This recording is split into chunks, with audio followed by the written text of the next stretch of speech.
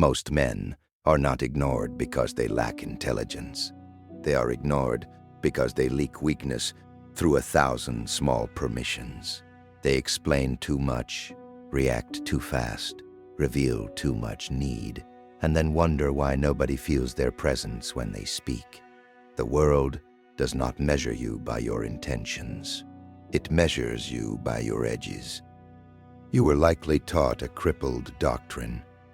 Be good, be open, be agreeable, be patient, be endlessly understandable. That doctrine sounds civilized. It is not.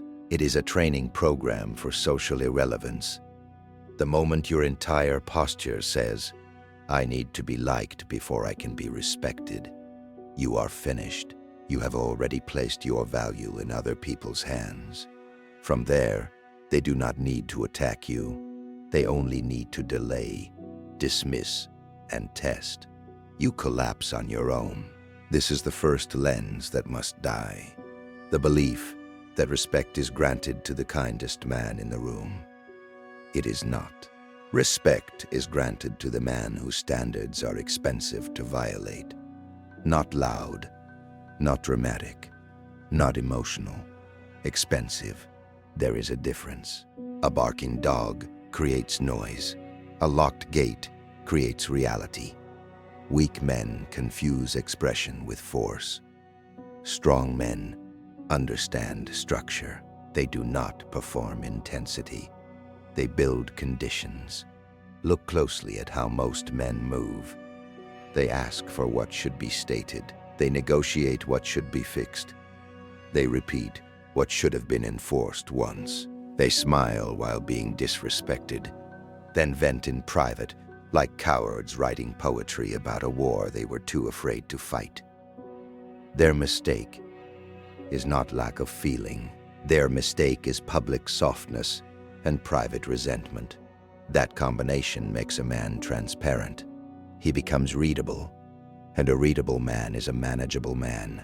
The social world is not ruled by fairness. It is ruled by perception, pattern recognition, and pressure. People watch where you bend. They study your delays. They notice what you let slide. Every hesitation writes a line of instruction into the air. This is what can be done to me. You think you are being patient. They register permission. You think you are being mature. They register softness. You think you are being reasonable. They register negotiability. Language says one thing. Behavior publishes the truth. That is why the first transformation is not external. It is optical. You must stop looking at human interaction through the lens of moral fantasy and start looking through the lens of power mechanics, not cruelty. Mechanics. What gets rewarded repeats. What meets no resistance expands. What appears uncertain gets tested. This is not cynicism. It is anatomy. A surgeon does not hate the body because he knows where the organs are. He simply refuses illusion. You need that sane surgical refusal now. The soft lens tells you that if you are clear enough, giving enough, useful enough, calm enough, people will naturally honor your boundaries. No, some will. Many will not. The world contains those who respect limits and those who search for seams. If you do not know the difference, you become infrastructure for other people's appetites. They build comfort on top of your hesitation. So understand the new frame. Authority is not a costume. It is not eye contact tricks, deeper voice tricks, or rehearsed dominance theater. Authority begins when your actions stop begging your words for support. When you say no once and do not decorate it. When you withdraw access instead of delivering speeches. When your time is no longer available to every interruption, every guilt signal, every manipulative demand, dressed as urgency. The shift is simple but brutal. Stop acting like your openness is proof of virtue. Most of the time, it is proof that your perimeter is undefended. You do not need to become louder. You need to become harder to move. That is the real lens shift. The man who is always explaining himself is still standing trial in a court that does not deserve jurisdiction. The man who is always proving himself has already confessed insecurity. The man who is always available has already announced low value. Kill that pattern now. The first chapter is not about becoming feared. It is about becoming structurally unsoft. Once that happens, the room changes temperature without your permission, and people begin adjusting themselves before you say a word. People do not learn your standards from your principles. They learn them from your tolerance. That is the mechanism, not charisma, not clever language, not endless communication. Tolerance. Whatever you repeatedly allow becomes the rule others silently write around you. If lateness meets a smile, lateness becomes acceptable. If disrespect meets explanation, disrespect becomes survivable. If intrusion meets access, intrusion becomes normal. Human beings are opportunistic pattern readers. They adjust to the environment you create, not the ideals you announce. This is where naive men fail. They believe saying something once should be enough. They think declaring a boundary has the same force as establishing one. It does not. A sentence is air. A pattern is law. If your behavior does not lock behind your words, then your words are decorative. They may sound firm. They may even feel courageous in the moment. But if nothing changes after the statement, everyone around you receives the same message. He can be pushed past his own line. That is why weak men become repetitive. They keep explaining, clarifying, restating, warning, hoping their sincerity will finally convert into authority. It never does. Every repeated boundary lowers the price of violating it. The second time you have to make it clear, you are already negotiating with your own standard. By the third time, the other person no longer hears a limit, they hear theater. This is not because people are always malicious. That is another childish misunderstanding. Most do not wake up planning to disrespect you. They simply follow incentives. They test friction. They respond to what holds and ignore what gives way. Water does not hate a cracked wall. It just enters. If your perimeter leaks, pressure finds the leak. That is human nature in its simplest form. So the core psychological mechanism is brutal in its simplicity. People study what costs them. If crossing your line changes nothing, then your line is imaginary. If crossing your line changes access, time, attention, opportunity, or proximity, then your line becomes real.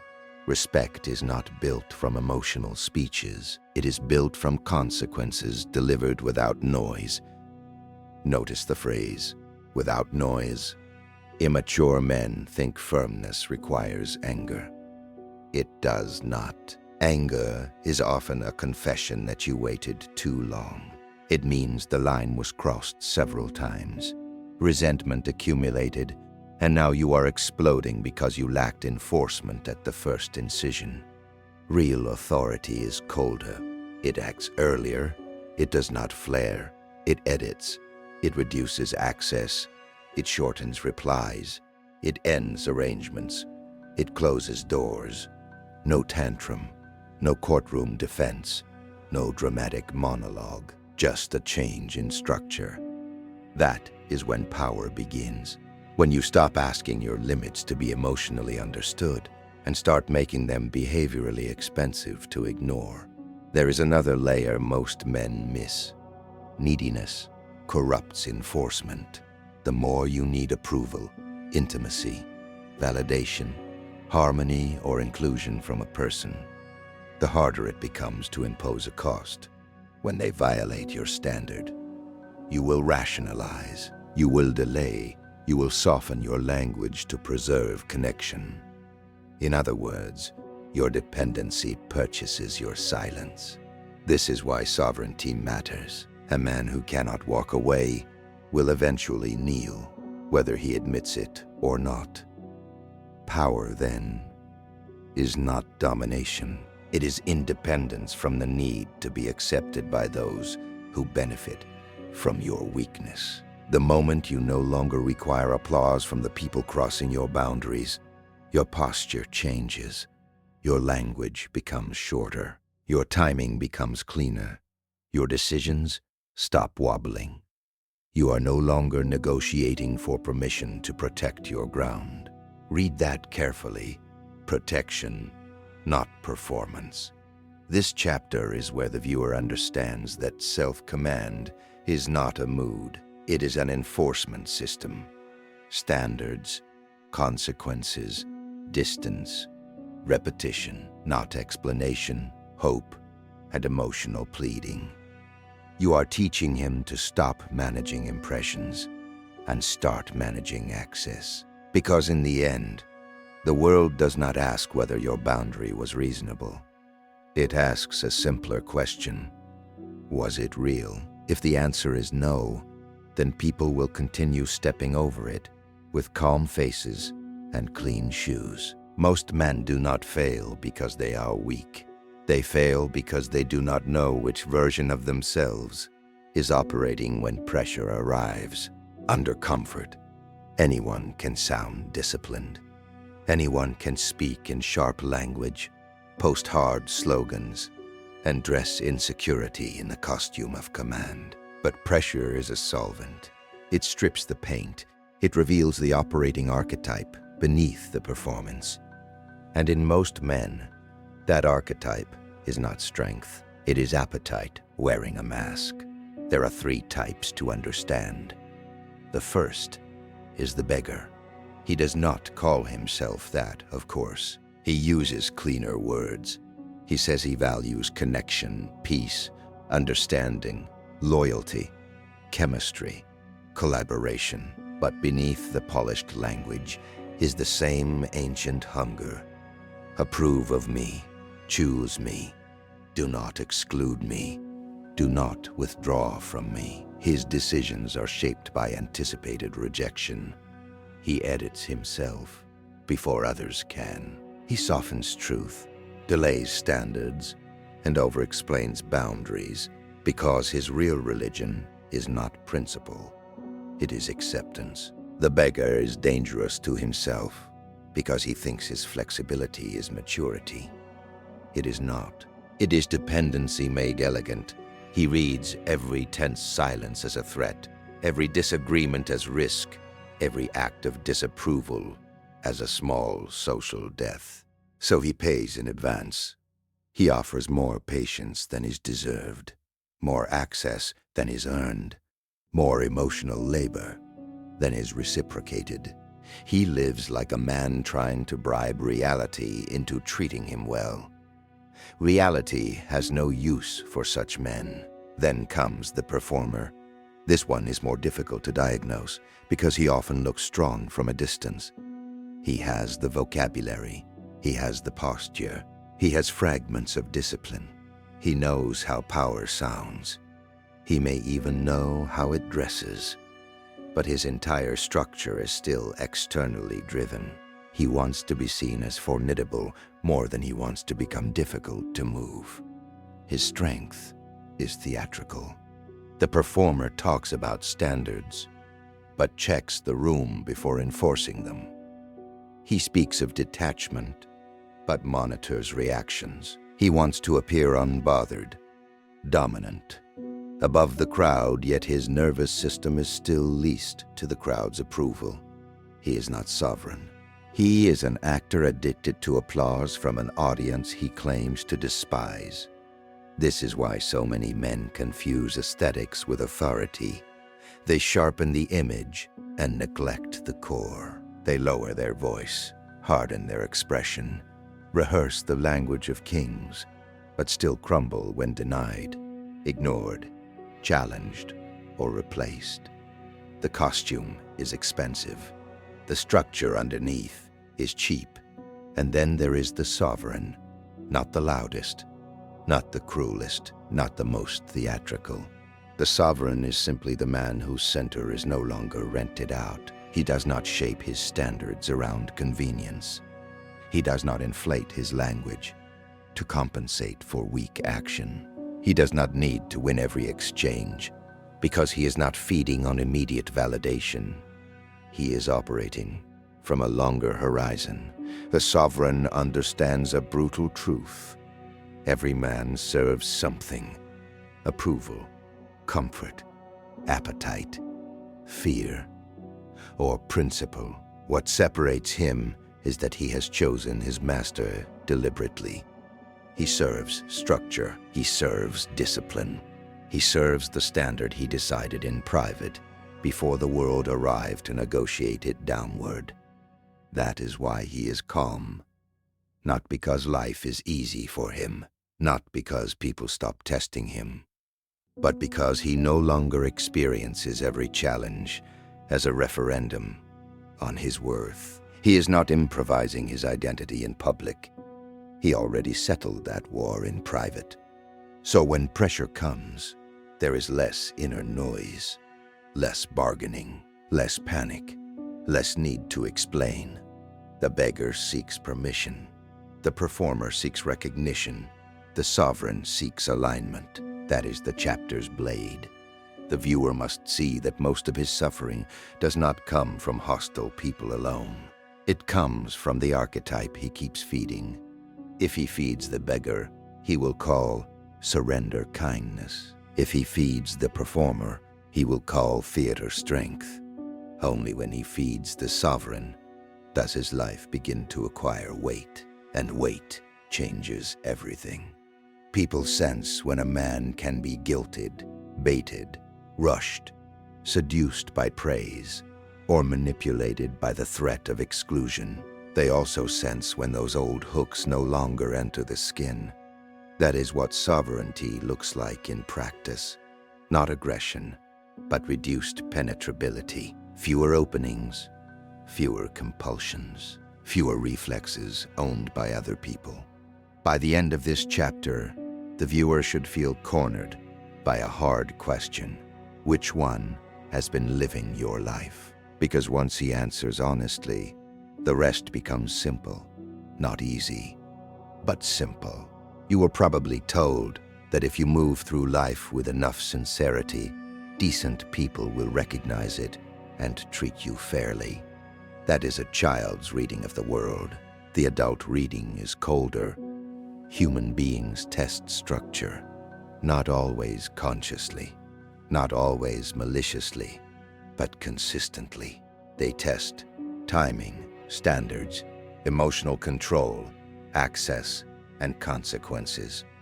They probe for openings the way weather probes weak architecture, not because the storm hates the house, because weakness invites entry. This is the threat most men refuse to study. They want to believe that being underestimated is random, that being ignored is bad luck, that being used is simply the result of meeting the wrong people. Sometimes that is true. More often, it is structural.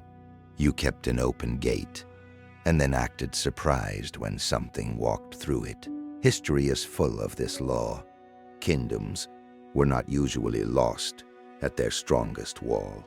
They were lost at the neglected corridor, the compromised official, the unguarded harbor, the gate left open by habit. Human systems collapse at the point where discipline thins. So do personal lives. The man who cannot defend his time loses his focus. The man who cannot defend his standards loses his relationships. The man who cannot defend his attention loses his mind. Weakness is rarely punished all at once. It is harvested gradually. First comes the small test, a delay, a dismissive tone, a broken agreement, an intrusion disguised as urgency. a subtle reduction of respect. Nothing dramatic, just a finger pressing lightly against the perimeter. And what does the naive man do? He explains it away. He says he is being mature. He calls it patience. He tells himself he is above pettiness. No, he is teaching the world that his boundaries are made of vapor. That is how the threat deepens, not through one catastrophic betrayal, but through tolerated erosion. One compromise becomes a pattern. One pattern becomes a reputation. A reputation becomes social reality. And soon the man who once believed himself principled discovers that he is now treated as negotiable by default. This is why sentimentality is so expensive. It blinds men to recurring patterns because they remain attached to preferred narratives. They do not judge people by repeated behavior. They judge them by potential, chemistry, history, good moments, promises, excuses, and their own hunger to keep the image alive. In war, that kind of thinking gets cities burned. In ordinary life, it gets years stolen. Look at human nature without perfume. People move toward what is easy. They repeat what works. They preserve access to what rewards them. They press where resistance is weak. They respect what remains stable under pressure. None of this requires villainy. It only requires self-interest, laziness, appetite, insecurity, or impulse, which means it is common, very common. That is why the man who keeps expecting everyone to rise to his stated values gets punished by reality. Stated values are decoration. Repeated behavior is the map. This chapter must force the viewer to abandon the fantasy that understanding people is enough. It is not enough to read motives. It is not enough to communicate well. It is not enough to be a decent man among indecent incentives. You must build a life that does not reward violation. That means seeing every recurring disrespect for what it is, not an isolated incident, but a structural message. Every tolerated interruption trains others that your focus is available. Every tolerated inconsistency trains others that your standards are flexible. Every tolerated manipulation trains others that emotion can be used as a crowbar against your judgment. And once the pattern sets, people stop thinking of it as crossing a line. They begin thinking of it as normal interaction with you. That is the real danger. Because now your weakness is no longer episodic. It has become administrative. It governs the terms of engagement before any conversation even begins. You walk into rooms already pre-discounted. You enter dynamics already positioned beneath those with firmer edges, not because they are wiser, not because they are better, because they built a harder perimeter, and you did not. So the lesson here is mercilessly simple. Unguarded men become public property, not legally, not formally, but functionally. Their time is claimed. Their attention is fragmented. Their peace is interrupted. Their standards are negotiated by whoever is bold enough to test them. And because they mistake discomfort for cruelty, they never close the gate. That ends here. By the end of this chapter, the viewer should no longer ask, "Why do people keep doing this to me?" He should ask the more dangerous question, "What in my structure keeps making this possible?" That question is where power returns. Most men lose authority in the same place. They feel too much at the moment of decision. They are not short on awareness. They are not short on words. They are not even short on insight. What they are short on is clean execution under emotional pressure.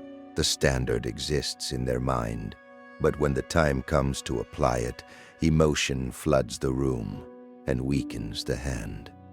Guilt softens the response. Anger distorts the timing. Fear delays the move.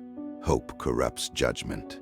And once emotion takes command, structure dies. This is why the shift must happen here. You do not need stronger feelings. You need better machinery.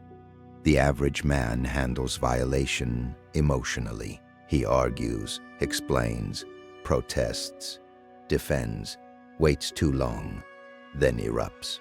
He confuses visible intensity with force. But anger is not force. Repetition is not force. Long speeches are not force. Force, in the context of self-command, is this: a predictable consequence attached to a predictable line. That is enforcement. Enforcement is cold because it removes improvisation. It does not ask, "How do I feel right now?" It asks, "What happens when this line is crossed?" Then it executes the answer. No moral theater, no need to appear righteous, no appetite to be understood, only structure doing its work. This is where the viewer must become surgical. If someone wastes your time repeatedly, the answer is not a speech about respect. The answer is reduced access, shorter meetings, slower replies, fewer openings. If someone keeps pressing against a limit you stated clearly, the answer is not emotional escalation. The answer is distance. If an environment repeatedly fractures your focus, the answer is not motivation. The answer is redesign. Different schedule, different room, different rules, different gate. Weak men try to control outcomes with emotion. Strong men control patterns with design. That is the behavior shift. You stop narrating your standards and start embedding them into your routines.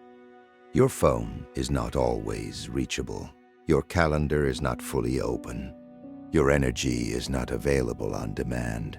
Your no is not followed by a paragraph, because the paragraph is often a hidden plea. Please approve of my boundary. Eliminate that disease. A standard that needs a courtroom defense is still begging for permission to exist. This chapter should cut directly into one of the oldest male failures: over-explanation. Over-explanation is the language of internal weakness. It sounds intelligent. It even sounds mature. But underneath it is panic. You are trying to control the other person's emotional reaction so that you can feel safe enforcing your own limit. That means your limit is still dependent on their comfort. And if your line depends on their comfort, it is not your line. It is a request wrapped in polite grammar. Replace that with brevity. Short responses, clear refusals, consistent timing, immediate edits to access. Not because brevity is stylish, because brevity reveals that the decision is already made. The same applies to self-discipline. Many men talk about routines as motivation rituals. Wrong frame. Routine is perimeter defense. You wake at a set time not because discipline is inspirational, but because chaos enters through looseness. You train not to feel virtuous, but to teach the body obedience to chosen structure. You protect deep work not because productivity is trendy, but because fractured attention makes you governable. Every repeated act of self-command is a wall raised against internal weakness. And that matters, because men who cannot enforce standards on themselves will never enforce them cleanly with the world. If you break promises to yourself every week, your nervous system learns a dangerous lesson: that words can exist without consequences. Once that lesson is internalized, you carry it into every room. Your posture weakens. Your timing weakens. Your decisions become negotiable because you have already negotiated against yourself. So the correction is ruthless and simple. Create fewer rules. Make them concrete. Attach action to each one. Execute without mood. That is how softness is removed from the system. Not through inspiration, not through feeling powerful, not through identity slogans whispered into a mirror. Through repetition, through design, through making your life harder to invade, harder to disrupt, and harder to steer by outside pressure. By the end of this chapter, the viewer should understand that real authority is not dramatic. It is administrative. It lives in routines, thresholds, timing, access, and consequence. It does not need to shout because it has already built the conditions that make shouting unnecessary. That is when a man stops reacting and starts governing. There is a version of you that must die before any real authority can live. Not improve, not heal, not grow. Die. The version that keeps scanning faces for approval. The version that edits truth to preserve comfort. The version that mistakes being tolerated for being respected. The version that keeps offering loyalty, softness, patience, and endless understanding to people who have done nothing to earn such expensive goods. That man cannot be refined into strength.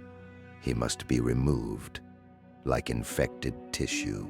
This is the part most men resist because they still carry a secret attachment to their own weakness. They complain about being overlooked, used, delayed, dismissed, and emotionally drained, but they remain loyal to the identity that produces those outcomes. They still want to be seen as the reasonable one, the generous one, the safe one, the endlessly available one. In other words, they want the rewards of strength without paying the death price of softness. There is no such bargain. You cannot keep the psychology of a pleaser and expect the life of a sovereign. The two structures are incompatible. One is built around external reaction. The other is built around internal command. One waits to be chosen. The other chooses. One negotiates for emotional safety. The other accepts discomfort as the tax of self-respect. One organizes life around preserving connections. The other organizes life around preserving standards. That is the replacement. But first comes the funeral. The pleaser dies when you stop asking whether every boundary will upset someone. He dies when you stop treating guilt like evidence that you are doing something wrong. He dies when you stop translating your instincts into softer language so they can survive public scrutiny. He dies when you finally understand that being misunderstood is often a small price for remaining intact. Most men are ruled by a primitive fear. If I become harder, I will become alone. That fear is what keeps them domesticated. So they remain diluted. They remain publicly acceptable and privately resentful. They remain useful to others and unavailable to themselves. They trade sovereignty for inclusion and call the deal maturity. It is not maturity. It is managed weakness. This chapter must drive the knife deeper. The viewer needs to see that every identity is a payroll. Whatever self he keeps funding will continue running operations in his life. If he keeps paying the pleaser will keep purchasing delay, indecision, over-explanation, compliance, and quiet self-betrayal. If he wants a different outcome, he must fund a different self. That new self is not louder. He is cleaner. He speaks less because the decision is already made. He promises less because his standards are already active. He reaches less because he is not starving for response. He tolerates less because he values order more than approval. He reveals less because exposure is not intimacy and transparency is not virtue. This is what replacement looks like in practice. Not a theatrical rebirth, not a new wardrobe and a colder stare. A new operating code. You stop volunteering access to people who have not earned proximity. You stop trying to rescue every unstable dynamic with explanation. You stop making your emotions the center of every decision. You stop honoring history more than present behavior. You stop treating your availability like proof of character. And perhaps most importantly, you stop confusing kindness with self-assure. The sovereign self is not cruel. He is simply no longer edible. That is the line the viewer must remember. Because the world is full of men who believe their exhaustion is proof of virtue. It is not. In many cases, it is proof that they have built no perimeter and call the bleeding noble. They have mistaken self-abandonment for goodness so many times that even strength feels immoral to them. When they finally say no, they feel guilty. When they withdraw access, they feel selfish. When they hold the line, they feel harsh. Good. Let them feel it. The body often interprets unfamiliar strength as danger because it was trained in compliance. That does not mean the move is wrong. It means the old identity is panicking because it is losing control. Let it panic. Identity death is not elegant. It is ugly, inconvenient, and often lonely. You will disappoint people who benefited from the previous version of you. You will confuse those who relied on your softness. You will lose roles, dynamics, and forms of approval that once gave you false security. But what leaves was never loyal to your sovereignty. It was loyal to your accessibility. That is not loss. That is exposure. By the end of this chapter, the viewer should understand the central law. You do not become powerful by adding force to a weak identity. You become powerful by replacing the identity entirely. The pleaser must be buried without ceremony. Only then can the sovereign speak with his mouth. Now comes the final warning. Once you stop leaking need, the world does not reward you with applause. It reacts with friction. People who were comfortable with your softness will call your distance arrogance. People who benefited from your availability will call your standards selfish. People who relied on your hesitation will call your clarity harsh. Do not misread this resistance. It is not proof that you are wrong. It is proof that the old access route is closing. This is where weak men relapse. They build a spine, feel the pressure, then panic at the first wave of disapproval. They mistake protest for principle. They see upset faces, colder tones, less warmth, less immediate validation, and they retreat back into the old role, agreeable, explainable, absorbent, easy to move. They return to the cage because at least the cage is familiar. That is how men lose themselves, not through one catastrophic surrender, but through repeated bargains with discomfort. Do not make that bargain. If you have understood the doctrine of this script, then you know the objective was never to look powerful. It was to become structurally resistant. Harder to rush, harder to guilt, harder to bait, harder to fragment, harder to steer with approval or punishment. A man like that changes the geometry of every room he enters. Not because he dominates the room with noise, but because he is no longer available for quiet manipulation. That is what makes him difficult to move. He is not easily accelerated by panic. He is not easily softened by praise. He is not easily captured by chemistry. He is not easily bent by fear of exclusion. He is not easily recruited into dynamics that cost him more than they return.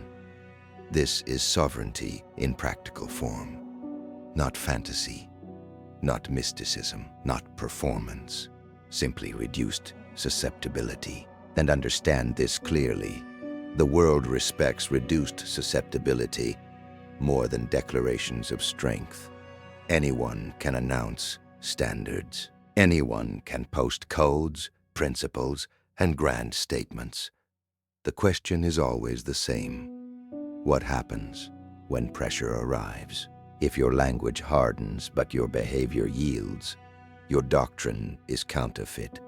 If your behavior remains stable under pressure, no explanation is needed. Reality speaks for you. That is the elite shift.